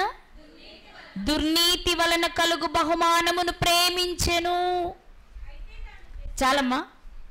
దేని వలన వచ్చే బహుమానాన్ని ప్రేమించాడట ఆయన? అంటే నీతి వలన బహుమానం ఉంది, చెప్పాలి. నీతి వలన బహుమానం ఉంది, దుర్నీతి వలన బహుమానం ఉంది. ఇంతకీ బిలాము గారు దేన్ని ప్రేమించారు? దుర్నీతి వలన కలుగు బహుమానమును ప్రేమించెను. అందువల్ల జీవితంలో సమస్యలు వచ్చాయి. ఈరోజు మనం ప్రేమించాల్సింది ఏంటి మరి? నీతి వలన కలుగు బహుమానం. ఏమొస్తుంది నీతి వలన కలిగే బహుమానం? నిత్య జీవం, లేక నీతి కిరీటం, పరలోకం, దేవుడు ఉండే లోకం, అంతేనా? మనం ఈరోజు మన దృష్టి దేని మీద ఉండాలి? నీతి క్రియలను జరిగించి నీతి వలన కలిగే బహుమానం కొరకు పరిగెత్తాలి తప్ప దుర్నీతి వలన కలిగే బహుమానం కొరకు పరిగెత్తకూడదు. అలా పరిగెత్తి చాలా ప్రమాదంలో చిక్కుకున్నారు ఆయన. దేవుడు చాలా సందర్భాలు తెలియచేస్తున్నారు. మీరు బాగా అంటే తెలిసినవి కాబట్టి నేను అవి చూపించట్లా, మీరు బాగా ఆలోచించండి. ఆయన వెళ్ళిన దగ్గర నుండి బలిపీఠాలు కట్టిస్తున్నాడు, బలులు అర్పిస్తున్నాడు, శాపాలు ఇస్తున్నాడు. ఒకసారి తాను శాపం ఇవ్వాలనుకుంటే దీవెనగా మారినప్పుడే బిలాము గారు ఏం చేయాలి చెప్పండి? ఏం చేయాలి? ఆపేయాలి. కానీ ఆపాడా? మనసు ఏం చేస్తుంది? వెనక్కి లాగుతుంది. ఎందుకు లాగుతుంది? అమ్మో బాలాకు బోళ్ళు ఇస్తానన్నాడు, మిస్ అయిపోతానేమో, పోగొట్టుకుంటానేమో, ఇంకోసారి ట్రై చేద్దాం. నువ్వెన్నిసార్లు ట్రై చేయి నీ జీవితంలో ఆయన అనుకున్నదే జరుగుద్ది. అది కాదంటావా, పీక్ స్టేజ్కి వెళ్ళినాక అసలు నిన్ను శాంతం వదిలిపెట్టేస్తాడు. ఇక నీ ఇష్టం, నువ్వు ఎలా మారిపోతావో నీకు అర్థం కాదు, నిన్ను చూసే వాళ్ళకి అర్థం కాదు. ఎందుకంటే దురాత్మకు అప్పగిస్తే, దుష్టుని చేతిలోనికి మనం వెళ్ళిపోతే, మనల్ని అబద్ధమును నమ్మునట్లు మోసం చేయి శక్తి కలిగింది కాబట్టి వాడి చేతిలోనే మనం పడ్డాము అంటే మనం మనకే అర్థం కాము, ఎవరికి అర్థం కాము.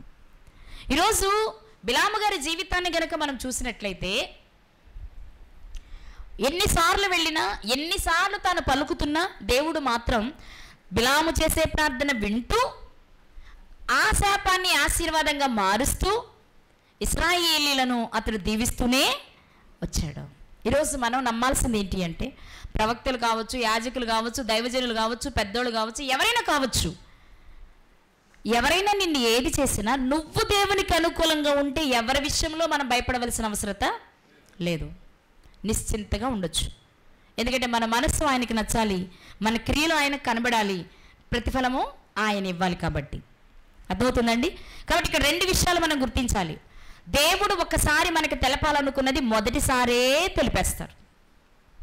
అక్కడితో మనం వెంటనే దేవుని చిత్తానికి తల వంచి దేవుని ఇష్టానికి మనం పని చేస్తే ఫలితం ఉంటుంది. లేకపోతే నువ్వు 100 సార్లు ట్రై చేసినా మళ్ళీ చివరికి ఎక్కడికి వస్తావు?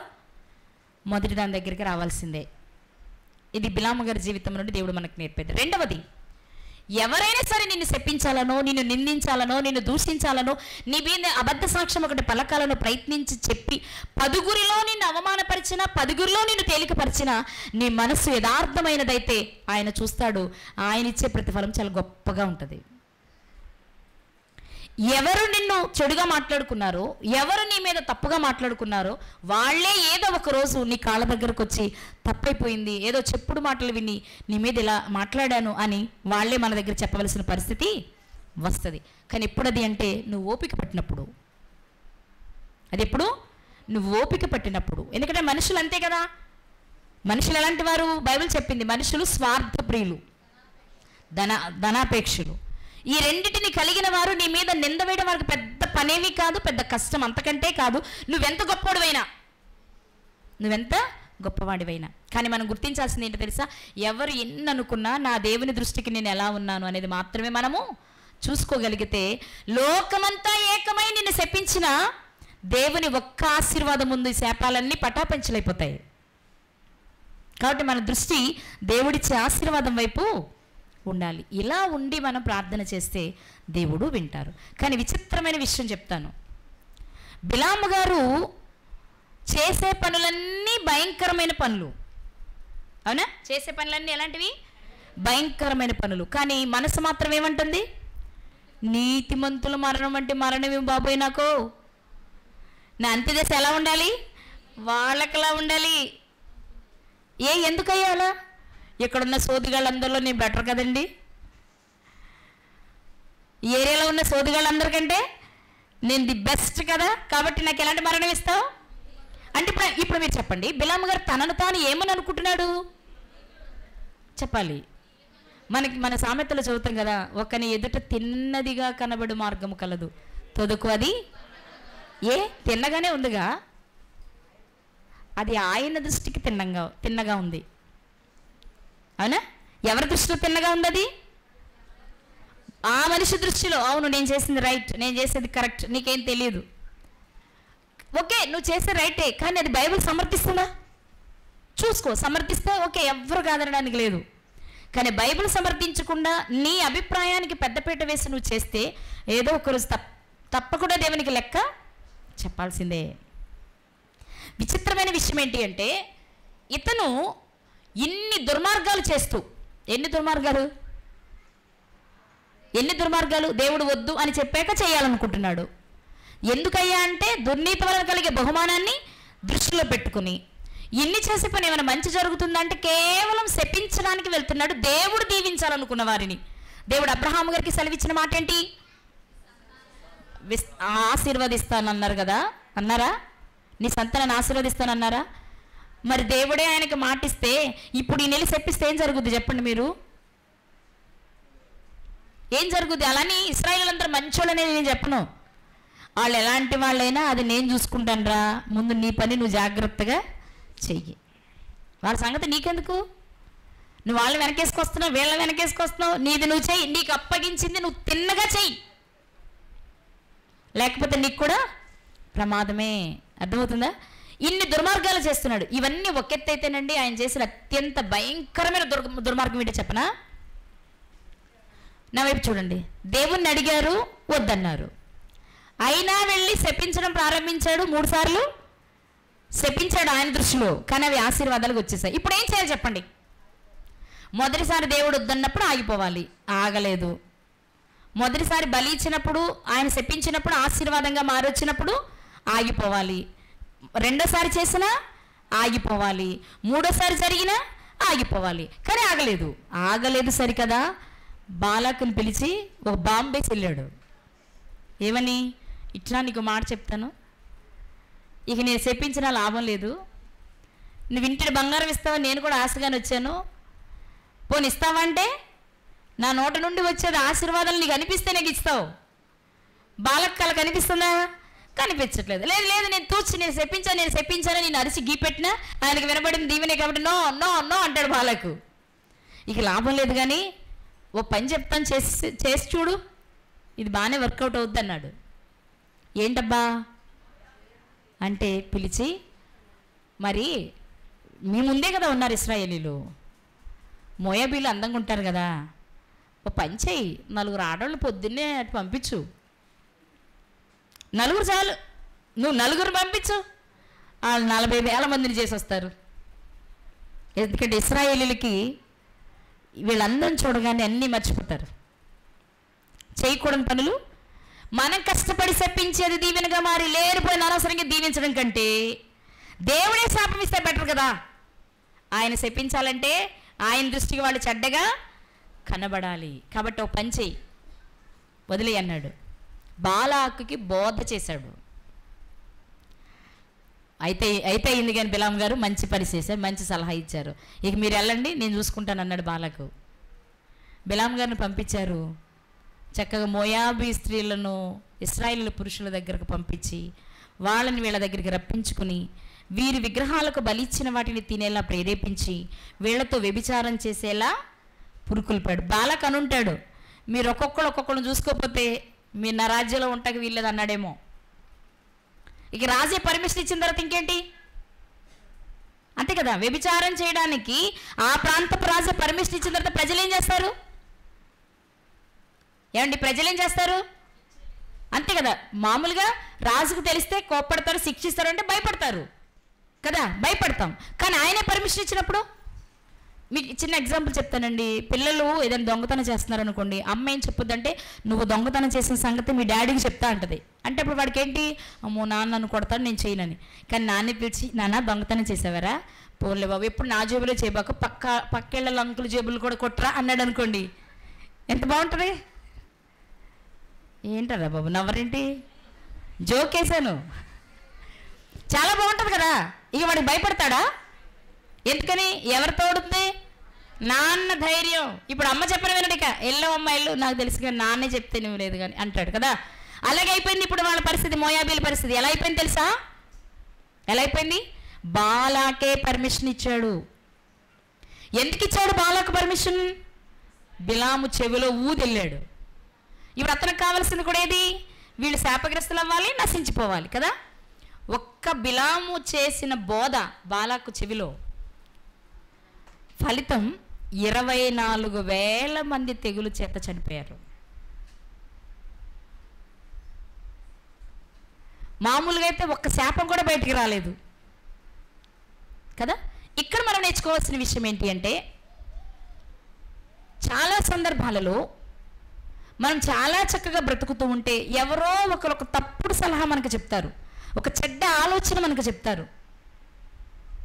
అప్పుడు మనకున్న మంచంతా వదిలిపెట్టి ఆ ఒక్కదాన్ని పట్టుకుని మనం వేలాడి నష్టాన్ని కొని తెచ్చుకుంటాం. అందుకే ఎవరు చెప్పినా విను, కానీ తొందరపడి నిర్ణయం ఆలోచించు. రేపటి గురించి కూడా ఆలోచించు. ఇది నేను చేస్తే రేపు ఏం జరుగుతుంది, ఇది నేను చేస్తే రేపు నా పిల్లల భవిష్యత్తు ఏంటి, ఇది నేను చేస్తే రేపు దేవుడు నాకు ఎలాంటి శిక్ష విధిస్తాడు, లేక నాకు ఎలాంటి బహుమానాన్ని ఇస్తారు. భవిష్యత్తును ఆలోచించి అడుగువే. అంతేగాని హడావుడిగా ఆతృపడి పరిగెడితే బిలాము గారిలానే ఉంటుంది మన జీవితం. ఒకవైపేమో దేవుడు వద్దన్న పని చేస్తున్నాడు, మరొక వైపేమో బాలాకు చెప్పింది చెయ్యాలని ఎంతో ప్రయత్నిస్తున్నాడు. ఇవేవి కాదనుకుంటే తనకు తెలిసిన ఒక చిన్న ఒక నిప్పురవ అలా అడవిలో పడేసినట్లుగా బాలాకు దగ్గర పడేస్తే మొత్తం అరణ్యమే తగలబడిపోయేలా పరిస్థితులు ఏర్పడ్డాయి. ఎంతమంది? 24,000 మంది చనిపోవడానికి కారణమైన బిలాము నీతిమంతుల మరణం నాకిమ్మంటే దేవుడు ఇచ్చేస్తారా? ఇవాళ మనం అదే చేస్తున్నాం. నేను చాలా బాగున్నాను ప్రభువా, నేను చాలా బాగున్నానండి, నేను చాలా బాగున్నాను.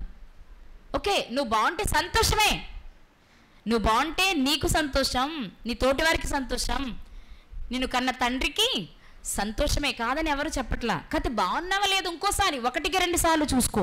బిలాము నేను ఈరోజు మీతో మాట్లాడాలనుకున్న విషయం ఏంటి అంటే, ఇన్ని కార్యాలు చేస్తున్న బిలాముకు అర్థం అవ్వలేదా? నీతిమంతుల మరణం అంటే మరణం ఇమ్మని ఎలా అడగగలిగాడు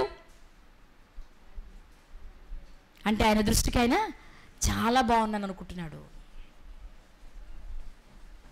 ఇది చాలా ప్రమాదం. బాగున్నాను అనుకున్నాడు కాబట్టి ఇంకోసారి ప్రయత్నం చేసుకుంటూ వెళ్ళాడు. నా ప్రయత్నం మొదటిసారి సక్సెస్ అవ్వలేదు అంటే దేవుని చిత్తాన్ని నేను వ్యతిరేకిస్తున్నానేమో అనుకుంటే మరోలా ఉండేది అతని జీవితం. కానీ అతని జీవితం ఎలా ముగిసిందో మనం యెహోషువ గ్రంథంలో చదువుకున్నాం కదా. అతనిని కూడా ఖడ్గంతో చంపేశారు. ఎందుకు అలాంటి మరణం? అంటే ఖడ్గంతో చంపితే తప్ప అనొచ్చు మీరు.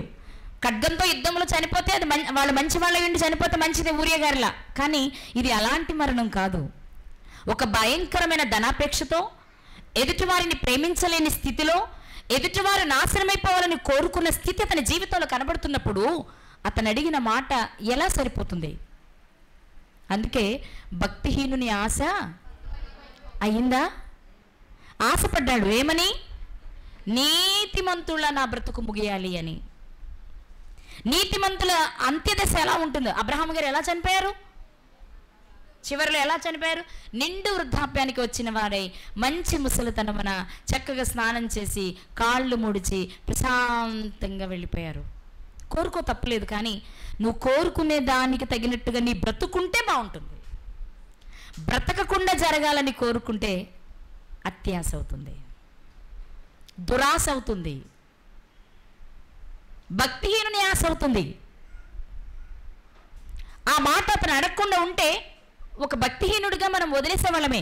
కానీ ఒకవైపు చూస్తే ప్రవక్తగా చలామణి అయ్యాడు, గొప్ప గొప్ప రాజులు సైతం తనని పిలిచేలా ఉన్నాడు. కానీ వాళ్ళ పిలుపు వెనుకున్న ఆంతర్యాన్ని గుర్తించలేక, దేవుని చిత్తాన్ని తెలుసుకోలేక, దేవుని కొరకు బ్రతకడానికి ప్రయత్నం చేయక, తన సిద్ధాంతాలలోనే తన విధానాలలోనే బ్రతుకుతూ చివరికి వచ్చినప్పటికి మాత్రం నాకు మాత్రం నీతిమంతుల మరణం అంటే మరణం ఇచ్చే ప్రభువా, నేను అడిగినవన్నీ పొందుకుంటున్నాను అనే ముందు నీకు ఆ విశ్వాసం ఉందా? ఏదో బైబిల్లో చదివాం కాబట్టి, అక్కోళ్ళు చెప్పారు కాబట్టి, అన్నయ్యోడు చెప్పారు కాబట్టి వల్లిస్తున్నావా? అయితే అది చేరదు. మనం పాట పాడినా, ప్రార్థన చేసినా, ప్రసంగం చేసినా, ఏది చేసినా వాక్యానుసారంగా చెయ్యాలి. అది నీకు ముందు కనబడలేదు కాబట్టి ముందు కనబడిన వాళ్ళు నీకు చెప్తున్నారు అంతే. కానీ ఈరోజు దేవుడు సెలవిస్తున్న మాట, భక్తిహీనుని ఆశ భంగమైపోతుంది. అయ్యింది ఎవరి జీవితంలో? బిలాము గారి జీవితంలో. మనం ఎలా ఉన్నాం మరి? ఈరోజు మన స్థితి ఏంటి? మన భక్తి ఏంటి? మనం నీతిగానే ఉన్నామా? నీతిగా ఉన్నామని అనుకుంటున్నామా? బిలాము గారిలా నీతిగా ఉంటే చాలా సంతోషం. దీన్ని చూస్తే దేవుడు సంతోషిస్తాడు. మనుషులు ఒకవేళ నమ్మకపోయినా, మనుషులు ఒకవేళ నిన్ను అలా గుర్తించకపోయినా. కానీ ఈరోజు మనం చూసుకోవాల్సింది, మనకి నిత్య జీవాన్ని ఇవ్వాల్సింది ఎవరు? దేవుడే. మంచి మరణాన్ని ఇవ్వాల్సింది ఎవరు? దేవుడే. మంచి అంత్యదశని ఇవ్వాల్సింది ఎవరు? దేవుడే. మన కష్టాలను తీర్చాల్సింది ఎవరు? దేవుడే. ఏదైనా చేయవలసింది ఆయనై ఉండగా ఆయన దృష్టికి కనిపించేలా మనం నీతిగా ఉండాల్సిందే తప్ప, ఆయన కళ్ళు గప్పి మన ముందేదో నీతి వాక్యాలు వల్లించినంత మాత్రాన మనం ఆశించింది మనకు దొరకదు. కానీ మనం ఆశించింది మనం సంపాదించుకోవచ్చు. ఎలాగూ అంటే ఆయన కోరుకున్నట్లుగా మన బ్రతుకులు కొనసాగితే, భక్తి కలిగిన వారిగా మనం జీవిస్తే. బైబిల్ చెప్పింది కదా, వెచ్చగానైనా ఉండు, కానీ మనం అక్కడే ఉన్నాం. మేము చర్చికి వెళ్తామండి, ప్రార్థనకి వెళ్తాం, అయ్యో భలే వాళ్ళే, మేము అసలు పెద్ద వాక్యం వింటాం. యేసుబాబు మా దేవుడే, బైబిల్ మా పుస్తకమే, భలేవాళ్ళే మేము, మాకు చాలా ఇష్టం అండి, మేము చాలామందికి వాక్యం చెప్తామండి, మంచిదే. కానీ అలాగే బ్రతుకుందా? అలాగే బ్రతుకుందా? మనుషుల దృష్టిలో బాగుండొచ్చేమో, దేవుని దృష్టిలో ఎలా ఉన్నావు? మనుషుల దృష్టిలో బాగోలేదేమో, ఒకళ్ళు దేవుని దృష్టికి ఎలా ఉన్నావు? ఎవరి దృష్టికి బాగుండాలి? దేవుని దృష్టికి ఇష్టమైనది చేస్తేనే నిత్య జీవం. దేవుని దృష్టికి ఇష్టలుగా ఉండాలి అనుకునే వాళ్ళు చేయాల్సిందే దేవుడు కోరుకున్న పని. ఎలా ఉన్నాం మనం ఈరోజు? బిలాము గారు దేవుడు కోరుకున్నట్టున్నారా? దేవుడు చెప్పలేదు ఆయనకి వెళ్ళొద్దు అన్నారు, దేవుడే చెప్పారు, గాడితో మాట్లాడించారు. ఏమంటే అసలు నాకు భలే వింతగా అనిపించింది, దేవుడు వద్దన్న వెళ్ళిపోవడం ప్రక్కన పెడితే గాడిద వెనక్కి తిరిగి ఎందుకు కొడుతున్నావు నన్ను అన్నప్పుడు ఏం చేయాలి? ఇప్పుడు ఏంటి ఇది మాట్లాడుతుంది, మళ్ళీసారి మాట్లాడు, నువ్వేనా మాట్లాడింది? అసలు ఫస్ట్ ఏం చేయాలి? నన్ను ఎందుకు కొడుతున్నావు అనగానే అటు ఇటు చూసుకోవాలి ఆయన. ఎందుకని?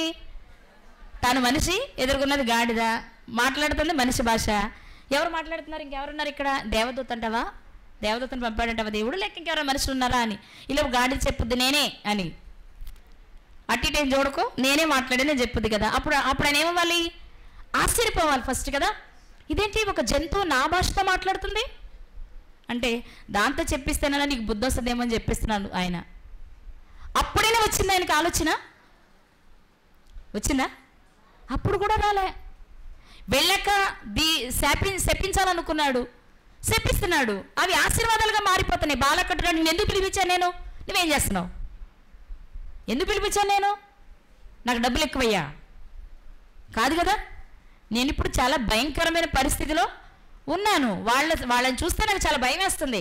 దాని నుండి బయటపడడానికి పిలిపించి శపించరా బాబు అంటే నువ్వేం చేస్తున్నావు? వెళ్ళవయ్య బాబు అంటున్నప్పుడు ఆయన ఏం చేయాలి? ఓకే, దేవుడు నా మనవి వినట్లేదు కదా, కాబట్టి నేను ఈ పని చేయడం కరెక్ట్ కాదని వెంటనే అందులో నుంచి బయటకు. కానీ మనం ఏం చేస్తామంటే ఇంకోసారి దేవుడి దగ్గర అడిగేటప్పుడు 3 సార్లు, బలి ఇచ్చే చోట 3 సార్లు, గాడిద మాట్లాడేటప్పుడు 3 సార్లు, ఇక ఏది చూడు 3 సార్లు 5 సార్లు 7 సార్లు జరిగేలా చూసుకుంటామే తప్ప, ఇంకోసారి అనుకుంటామే తప్ప, దేవుడు చెప్పేసరి ఇక వేస్ట్ ఇతర ప్రయత్నాలు చేయడం అనే దాని దగ్గరికి మనం రావట్లా. ఈరోజు దేవుడు మనతో మాట్లాడుతున్న విషయం, అందరితో మాట్లాడుతున్న విషయం, మనం నిజంగా భక్తి కలిగిన వారమైతే మన భక్తిని ఎవ్వరు చెడగొట్టలేరు. మనుషులుగా మనం భక్తిహీనులుగా ఉంటే మార్చడం కూడా కొంచెం కష్టమే. కానీ ఒక నిర్ణయం మనం తీసుకోవాలి. ఈరోజు దేవుడు మన జ్ఞాపకం చేస్తున్న విషయం ఏంటంటే, మన కొరకు ఏది చేయడానికైనా ఆయన సిద్ధంగానే ఉన్నారా లేదా? ఉన్నారు. కానీ ఆయన చెయ్యాలి అంటే ఆయన చేయడానికి అనుకూలమైన పరిస్థితులు మన జీవితంలో ఆయనకి కనిపించాలి. అలా ఉన్నామా? ఎంత అన్యాయం అండి, అలాంటి తప్పుడు సలహా ఇవ్వడం. చెప్పండి మీరు, అలా ఇవ్వచ్చా? ఇలాంటి సలహాలు ఇచ్చే విషయంలో కూడా మనం చాలా జాగ్రత్తగా ఉండాలి. ఇలాంటి సలహాలు తీసుకునే విషయంలో కూడా చాలా జాగ్రత్తగా. బాలకంటే అన్యరాజు కాబట్టి తీసుకున్నాడు తా సలహా. మరొక క్రైస్తవుడిగా ఎవరైనా నీకు ఇచ్చే సలహా తీసుకున్నప్పుడు నువ్వు ఎలా ఉండాలి?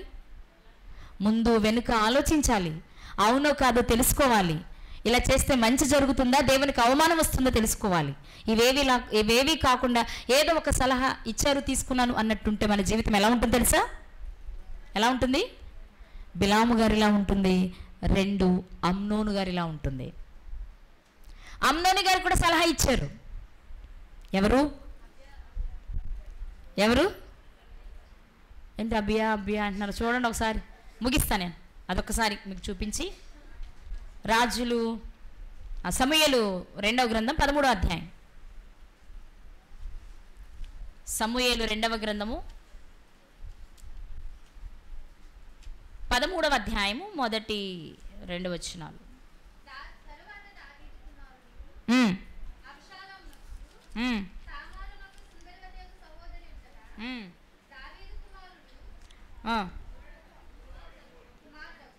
నేను చదువుతానేనమ్మా, 2వ వచనం నేను చదువుతున్నా. తామారు కన్యక అయినందున ఆమెకు ఏమీ చేయవలెనన్నను దుర్లభమని అమ్నోను గ్రహించి చింతాక్రాంతుడై తన చెల్లెలైన తామారును బట్టి చిక్కిపోయాడు.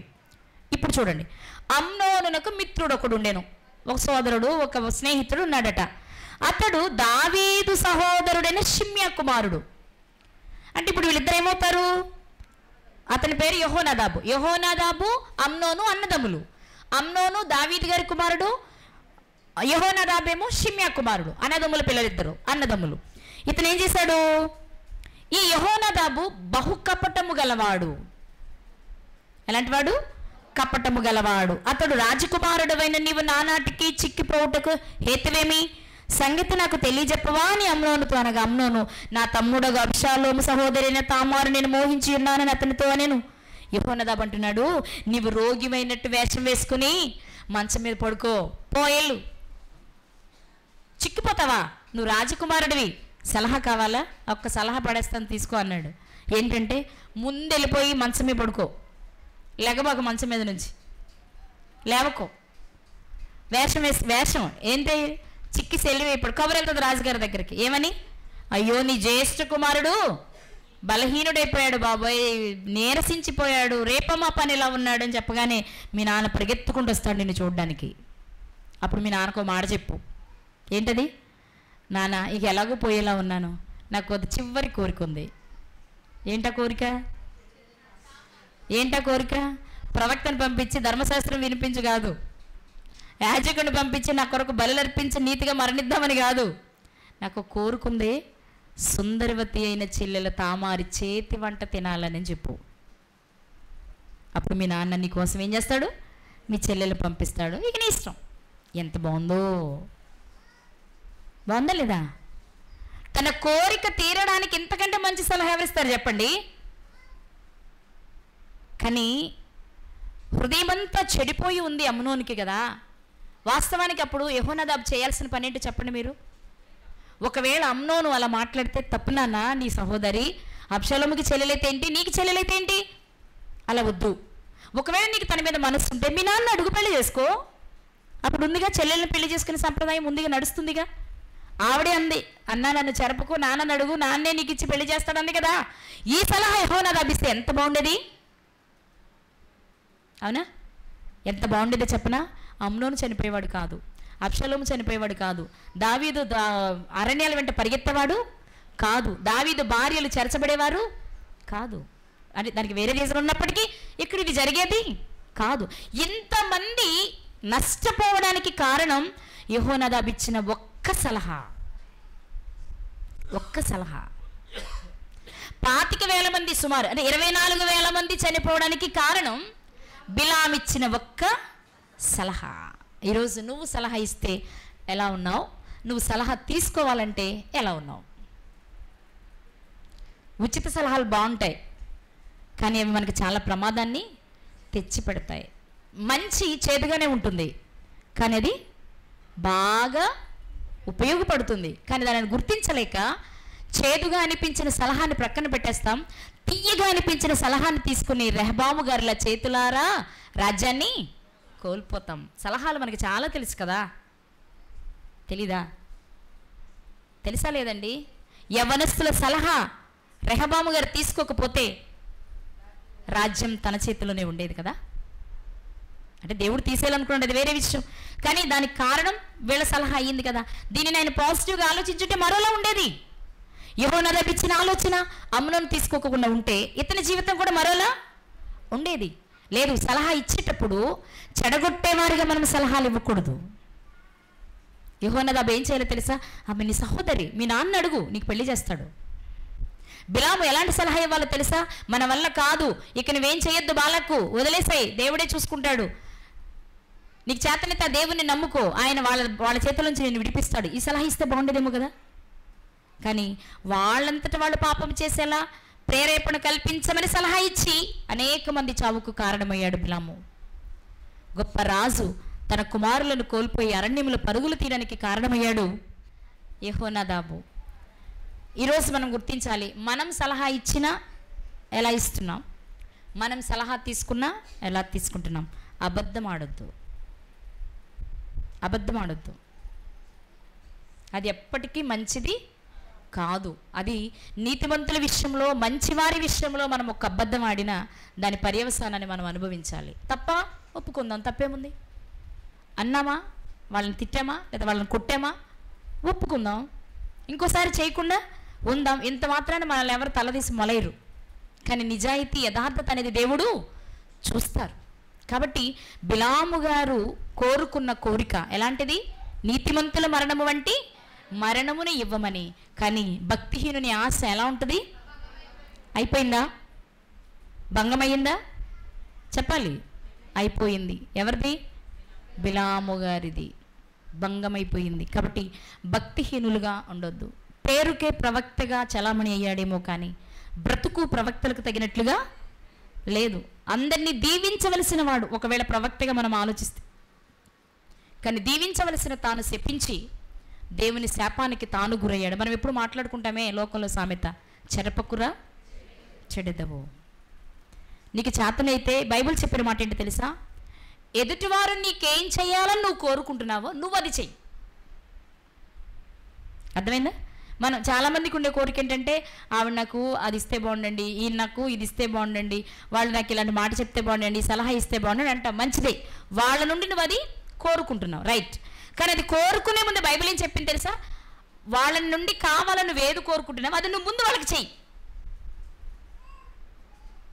నువ్వు ముందు వాళ్ళకి అది చెయ్యి, అప్పుడు నీకది దొరుకుతుంది, లభిస్తుంది. కనుక ప్రియులారా, భక్తిహీనుని ఆశ భంగమైపోకూడదు అంటే నోటికి కళ్ళెం పెట్టుకోవాలి.